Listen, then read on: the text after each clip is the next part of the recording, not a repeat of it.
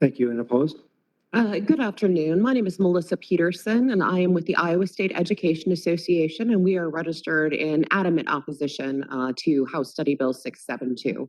As we are in the Appropriations Subcommittee, I'm going to keep my remarks confined to those elements that are specific to appropriations, in particular, Division 1 and Division 2 of this House Study Bill. So a couple of things I'd just like to discuss right off the top is, frankly, how much school choice we have in the state of Iowa currently. I think it's very important for folks to recognize that under the guise of providing all kinds of options to best meet the learning and education needs of our student population, we invest significant resources in public school systems that serve our 484,000 plus students that are currently in our public schools. So that represents 92% of the population.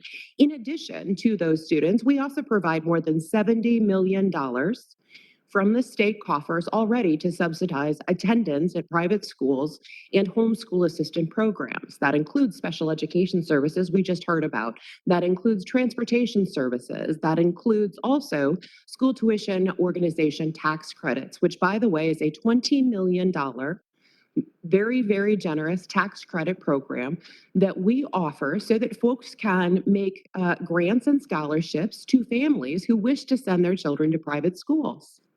So to suggest that there are folks that cannot send their students to private schools because they cannot afford it, that's exactly why we created the STO program, for example.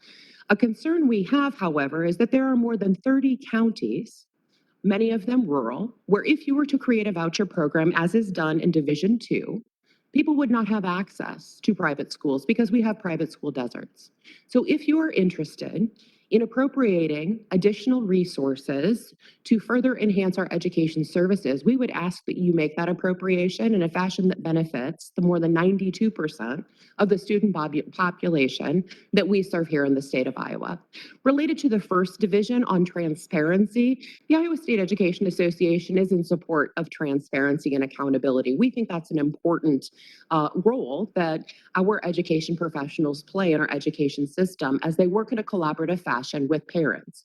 We do, however, think that they need to have reasonable expectations in terms of recognizing the dynamic nature of teaching as it happens in our school systems. Teaching is not static, it is dynamic, and we need to be able to have the flexibility to ensure that our instruction and our plans are laid out in a timely fashion, but also reflect the dynamic needs of our students. I would also highlight the way Division 1 is currently written, it would have an expense of $27.4 million, which is a financial burden that school districts would have to assume, as there is no additional appropriation being made in the legislation as is laid out. I would also suggest that we already have another vehicle, House File 2499, to address transportation needs that we are working on in a bipartisan fashion that we do not believe will have that appropriation impact. I think I would just like to end my comments on this note.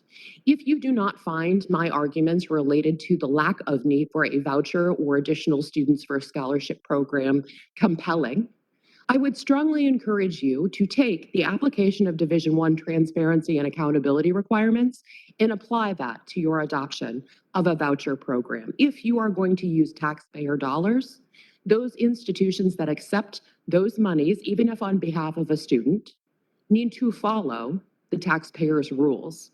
That is the role of government here. We have to make sure that we are accounting for those taxpayer dollars with fidelity. Private schools do not currently do that.